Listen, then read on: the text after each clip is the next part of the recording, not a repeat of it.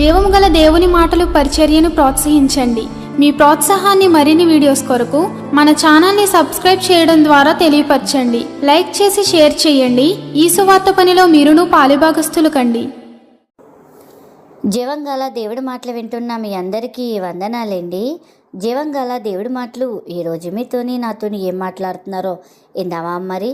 ప్రియా దేవుడి సంఘస్థులారా, ఈరోజు వాక్యాంశము మోసే పిలుపు దేవుడి రక్షణ. హల్లెలూయా. ప్రియా దేవుడి సంఘస్థులారా, మీరంతా బాగున్నారు కదా? దేవుడి కృప చూపించి మనకి మరొక నూతన రోజు అనుగ్రహించారు. ఆయన నామను గొప్ప చేయడానికి, ఆయన నామములో మనం అందరూ ప్రకాశించడానికి. మరి ఉదయకాలమే లేచి ప్రార్థనలు చేసుకున్నారా? బైబిల్ చదివారా? మరి ఇంకా ప్రార్థన చేసుకోకపోతే తొందరగా ప్రార్థన చేసుకోండి. బైబిల్ చదవండి. అనేకుల కొరకు ప్రార్థించండి. మీ కొరకు నేను ప్రార్థిస్తున్నానండి. మొన్నటి దిన నా స్నేహితురాల కోసం ప్రార్థన చేయమన్నాను కదండి, కుమారి అని. ఆమె ఈరోజు హాస్పిటల్ నుంచి తీసుకొస్తున్నారు. మరి త్వరగా తను కోలుకోవాలి, ఇండియా వెళ్ళాలని ఆమె కోసం ప్రార్థన చేయండి. అలాగే నేను మీకోసం ప్రార్థిస్తున్నానండి. చదువుకున్న విద్యార్థుల కోసం కూడా ప్రార్థన చేయండి. మీ ప్రేయర్ రిక్వెస్ట్లు ఏమైనా ఉంటే కనుక నాకు కామెంట్ బాక్స్లో తెలపండి. అలాగే ఈ దినము జీవంగల దేవుడి మాటలో ఏం మాట్లాడుతున్నారో మొదటి నుంచి చివరి వరకు విందాం. ఆ రీతిగా మన హృదయాలు సరి చేసుకుని ప్రభు రాకకి సిద్ధపడదాం. ఈరోజు వాక్య భాగము నిర్మాకాండము 4వ అధ్యాయం 19వ అక్షరం. అందుకు యెహోవా, నిన్ను నీ ప్రాణమును వెతికిన వారు అందరూ కూడా చనిపోయారు. నీవు మరలా ఐగుప్తు తిరుగు వెళ్ళునని మిద్యానులో మోసేతో యెహోవా చెప్పెను. హల్లెలూయా. ప్రియదేవుడి సంఘస్థులారా, ఈ దినం పరిశుద్ధాత్మ ద్వారాగా ప్రభు మనకి ఇక్కడ తెలియజేసిన మాటలు ఏంటంటే, ఇక్కడ మోసే గారి స్టోరీ మనకు తెలుసు.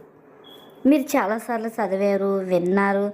మరి మీరు వెళ్ళే సంఘాలు దైవ సేవకులు గారు అనేక సార్లు మా సేవకురాలు బోధించడం జరిగింది, మీరు విన్నారు.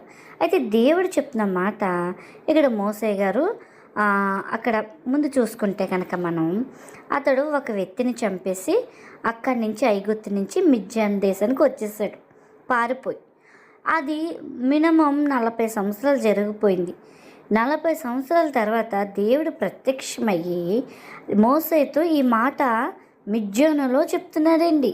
అయితే ఇక్కడ మోసే గారు భయపడుతున్నారండి వెళ్ళడానికి, ఐగుప్తు వెళ్ళడానికి భయపడుతున్నాడు. నేను ఎలా వెళ్తాను ప్రభా, నేను అక్కడ ఒకరిని చంపొచ్చాను, నన్ను చంపడం కోసం అక్కడ కాసం కూర్చున్నారని దేవుడితో చెప్తున్నాడు. అయితే దేవుడు చెప్తున్నాడు కదా, నువ్వు ఐగుప్తు తిరిగి వెళ్ళు, నీ ప్రాణం చంపాలని చూసిన వారు ఆల్రెడీ చనిపోయారు, నువ్వు వెళ్ళు, నువ్వు భయపడకు, నేను నీకు తోడై ఉన్నాను అని దేవుడు చెప్తున్నారండి. ఇక్కడ దేవుడు ఒక ప్రణాళికలో భాగమండి.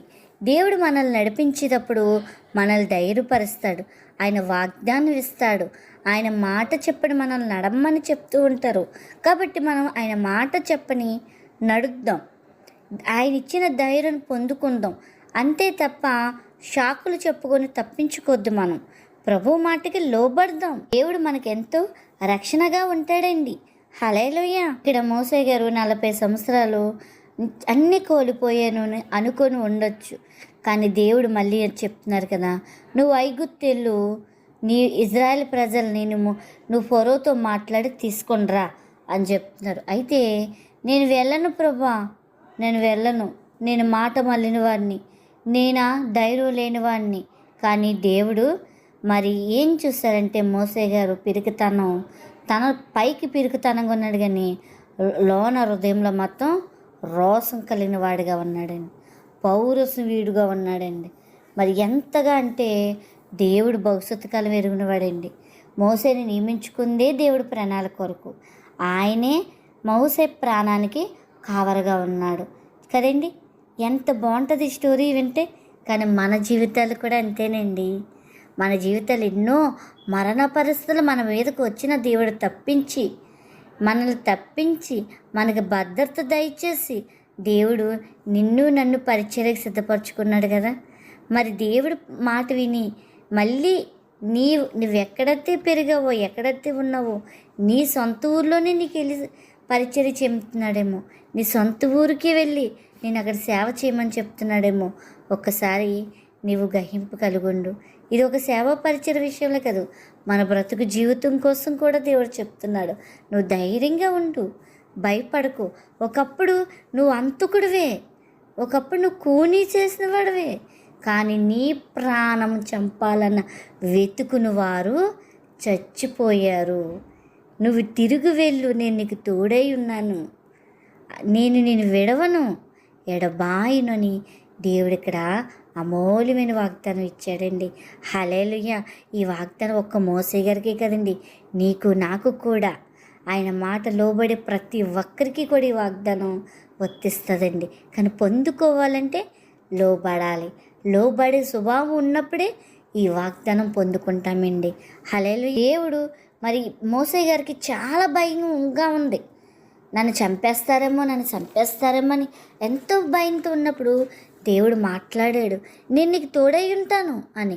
మరి ఈ మాట మనకి ఇంకా దేవుడు ఏమేమి మాట్లాడాడో మోసే గారితో చూస్తే నిర్మాకాండము 3వ అధ్యాయం 4వ వచనంలో కూడా మీరు చూడొచ్చు, ఎలాగ దేవుడు ప్రణాళిక మోసే గారి విషయంలో సిద్ధపరిచాడో, ఎంత గొప్ప అద్భుతాలు చేశాడో ఇక్కడ మనం చూడొచ్చు. ప్రియ సహోదర సహోదరాల, ఈ దినము దేవుడు నీతో చెప్తున్న మాట, నీవు గతాన్ని పక్కన పెట్టు. గతం మనం గుర్తు తెచ్చుకుని భయపడుతూ ఉంటాం. గతం ఏదైనప్పటికీ కూడా నువ్వు పక్కన పెట్టు. ఇది ఒక దేవుడు ప్రణాళికలోనే మనకి జరుగుతున్నాయని అనుకో.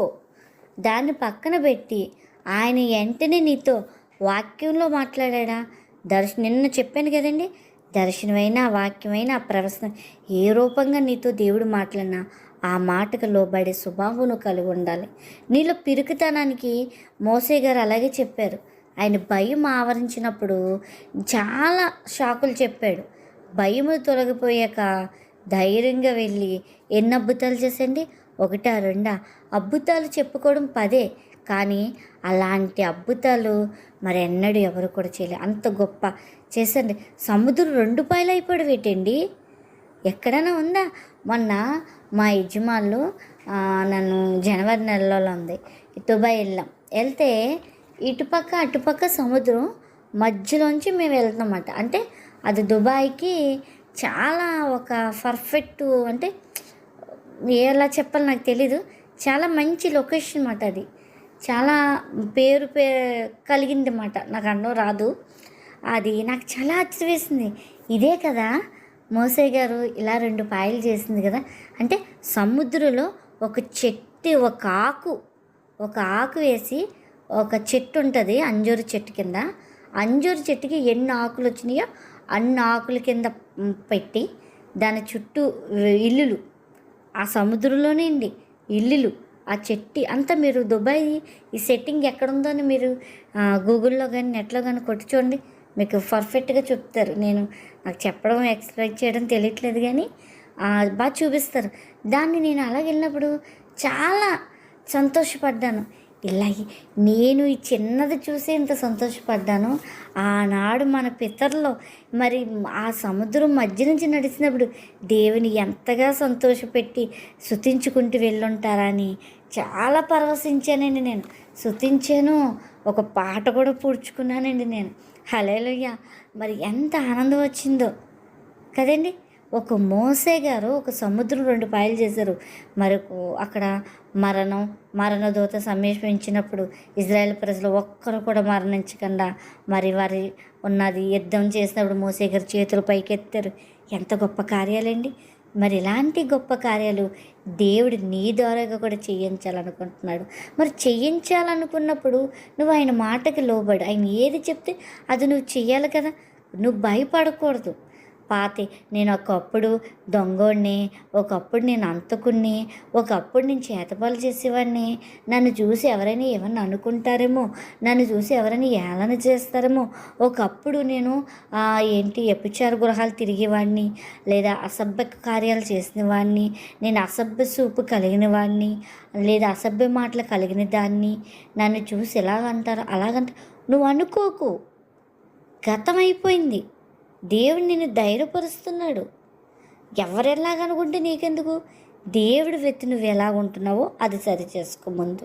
హల్లెలూయా. చేసిన తప్పులకి ఇదే నా జీవితమేమో, ఈ శిక్ష నాకు పడవలసిందే, నేను అందరికీ దూరం అయిపోయాను, ఒంటరిగా 40 సంవత్సరాలు గడిపేశాను అని అనుకొని ఉండొచ్చు మోసే గారు. కానీ నువ్వు ఎన్ని సంవత్సరాలు గడిపావు? ఇదే నా జీవితం అయిపోయింది, ఇదే నా దుఃఖం, ఇంక నేను ఎలా ఉండడమే నా పరిస్థితి అని నువ్వు అనుకుంటూ ఉన్నావేమో. కానీ ఆ మాటలు ఈరోజు రద్దు చేయి. దేవుడు ఇప్పటికీ నీ తప్పులన్నీ కూడా ఆయన ఎప్పుడో సరిచేశాడు, ఇప్పటికీ నేను సరిచేస్తూనే వచ్చాడు. హల్లెలూయా. మోసే పిలుపు దేవుడిలో రక్షణకే కదండి. పిలిచాడు మోసే గారిని, దేవుడే పిలిచాడు. మోసే ఇలా రా, నీ చెప్పులు విడువు. చూడండి నిర్మాకాండం అంతా మీరు చదవండి. నీ చెప్పులు విడు, ఇది పరిశుద్ధ స్థలము, నేను చెప్పినది చేయి, నువ్వు మళ్ళీ ఐగుప్తు వెళ్ళు అంటే నేను వెళ్ళను అంటాడు. నేను భయపడతాడు. లేదు, నీ ప్రాణం వెతికి చూసేవారు ఎప్పుడో చనిపోయారని చెప్తారు. ఇదంతా స్టోరీ జరుగుతుంది వాళ్ళిద్దరి మధ్యన. మరి ఎంతసేపు అండి నిర్మాకాండం మరి చూస్తే ఆ అధ్యాయం అంతా కూడా దేవుడితో మోసే మాట్లాడుకోవడమే. ఆ మాట్లాడుకోవడం 40 దినాలు దేవుడితో గడపడం. మరి బైబులు ఆదికాండం ఎవరు రాశారండి? మోసే గారే కదా. మొత్తం అంతా మోసే గారి చేతనే మరి దేవుడు రాయించడం జరిగింది. హల్లెలూయా. ఈ పట్ల ఎవరైనా అసూయ కలిగున్నా, శత్రువులు కలిగున్నా, మరి నీ మీద ఎటువంటి అగ్ని బాణాలు రూపించిన దేవుడు అన్నిటిని కూడా తొలగిస్తాడు. హల్లెలూయా. మోసే గారి పట్ల అదే చేశాడు దేవుడు. ఎందుకంటే ఆయన ప్రణాళిక జరగాలి కాబట్టి. మన పట్ల కూడా ఆయన ఉద్దేశాలు, ఆయన ప్రణాళికలు ఉన్నాయి. అవి మనలో జరగాలంటే మన చుట్టూ అంతా కూడా ఆయన నెమ్మదిపరుస్తాడండి. హల్లెలూయా. ఇటు మర్చిపోకు ప్రియ సహోదర సహోదరాల, నీ తప్పులు, నీ ఉద్దేశాలు దేవుడి ప్రణాళికని ఆపలేవు. నేను జీవితంలో నడవలేను, నేను సాగలేను అనుకుంటూ పక్కనే కూర్చుని పోకు. దేవుడి వైపు చూడు, దేవుడు నీకు ఒక మార్గం తెరుస్తాడు. అంతే తప్ప ఈ అనుకొని పక్క నుండి దేవుడి కార్యాలకు అడ్డుగా నిలవద్దు. అడ్డు తొలగించుకో, దేవుడి కార్యాలకి దూరాలు తెరుచుకో నువ్వే. దేవుడు నీకు ఇది కొత్త దినం ఇచ్చాడు. దేవుడు నీ పాపాలు క్షమించాడు, నీ తప్పులు తుడిచివేశాడు. ప్రజలు ఆ ఎత్తు పడవచ్చు, అలాంటి నోర్లు కూడా దేవుడు ముయ్యిస్తాడు. హల్లెలూయా. దేవుడు నీలో ఉండి ఆయన విజయం ఇస్తాడు. శత్రువు నీ పట్ల ఆయన ఓడిపోయాడు కాబట్టి శత్రువు వైపు చూసి నువ్వు భయపడకు. విజయం దేవుడిదే. నిన్ను పిలిచిన పిలుపు దేవుడిలో రక్షణకే. కాబట్టి ఆయన ఏ రీతిగా నేను పిలుస్తున్నాడో, నీకు ఆయన కలల భావం అంటే దేవుడి నీ పట్ల అనుకున్న ఉద్దేశం, నీ పట్ల ఉన్న భావం అది నెరవేరుతుంది.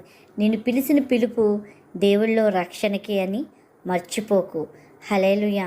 నీవు దేవుడి మాటకు లోబడుతూ అనిత్యము ఆయన నీ పట్ల ఏమి కలుగున్నారో అది నువ్వు బయలుపరచమని అడిగి ఆయన చెప్పిన ప్రకారంగా నువ్వు నడవడానికి నీ హృదయాన్ని సిద్ధపరచుకో. అటు కృపాదనైతే ప్రభు మనందరికీ దినము అనుగ్రహించునుగాక. ఆమెన్.